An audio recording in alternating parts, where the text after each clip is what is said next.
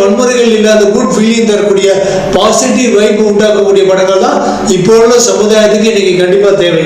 மலையாள சினிமாக்கள்ல முந்தியிருந்தே இந்த மாதிரி குட் ஃபீலிங் ஃபேமிலி டிராமாக்கள், காமெடி அண்ட் லவ் ஃப்ரெண்ட்ஷிப் டிராமாக்கள் இப்பவும் அதிகமா வந்துட்டு இருக்கு. தெலுங்குலயும் இப்போ வர ஆரம்பிச்சிருச்சு, கன்னட மொழியிலையும் சார்லி மாதிரி குட் ஃபீலிங் மூவிகள் வர ஆரம்பிச்சிருச்சு, பாலிவுட்லயும் நாப்தா லேடிஸ் +2 பாஸ் மாதிரி குட் ஃபீலிங் மூவிகள் வர ஆரம்பிச்சிருச்சு. தமிழ்ல இந்த மாதிரி பாசிட்டிவ் டிராமாக்கள், காமெடி டிராமாக்கள் நிறைய வரணும். எப்படி குடும்பஸ்தான் டூரிஸ்ட் ஃபேமிலி மாதிரி நல்ல படங்களுக்கு மக்கள் ஆதரவு கொடுக்குறாங்களோ அதே மாதிரி இந்த படங்களுக்கு மக்கள் ஆதரவு கொடுக்கணும். அப்பதான் பெரிய ஹீரோக்களுடைய ஹை பட்ஜெட் ஆக்ஷன் படங்கள்ங்கிற கிரிஞ்சி இம்சையில இருந்து நம்ம தப்பிக்கலாம்.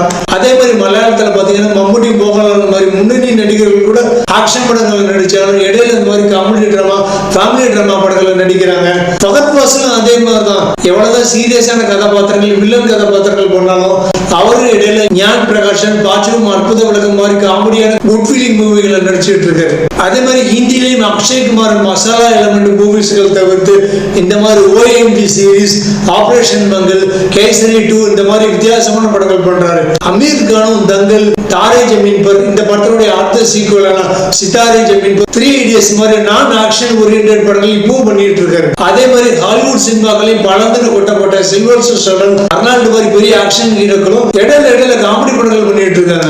ஆனா நம்ம தமிழ் சினிமா நடிகர்கள் அப்படி பண்ணவே மாட்டேங்கிறாங்க. தமிழ் சினிமா முன்னணி நடிகர்களும் நல்ல ஃபேமிலி டிராமா, காமெடி டிராமா படங்கள்ல அதிகமா நடிக்கணும். நல்ல படமா இருந்தா மக்கள் அதுக்கு ஆதரவு கொடுக்கணும். ஆனா என்ன ஒரு பெரிய சோகம் பாத்தீங்கன்னா 2015 வரை comedy drama, family drama, action படம் மாறி வெரைட்டி படம் பண்ண கமலஹாசன் கூட இப்ப கெட்டு போயிட்டாரு. இப்ப எல்லா தமிழ் சினிமா ஹீரோவும் பான் இந்தியா ஹீரோ ஆகணும், அதனால பெரிய மாஸ் படமா பண்ணணும்னு கமலஹாசன் வரைக்கும் இப்ப எல்லா தமிழ் சினிமா ஹீரோவும் சும்மா எல்லா பட போஸ்டர்களையும் கையில கத்தையும் அருவாளையும் துப்பாக்கியும் வச்சுக்கிட்டு முறைஞ்சுக்கிட்டே நின்னா தியேட்டர் பக்கமே போக நமக்கு எப்படிங்க மனசு வரும்?